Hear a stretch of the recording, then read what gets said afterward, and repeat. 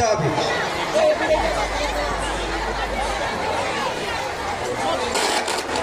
রাস্তা ছেড়ে দিতে হবে, নাহলে তারা যেতে পারবে না, তাহলে আপনাদের অসুবিধা হবে।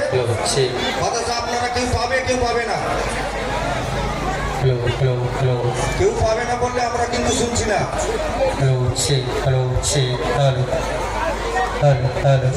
দুদিক দিয়ে লক্ষ্য করে মারো, দুদিক দিয়ে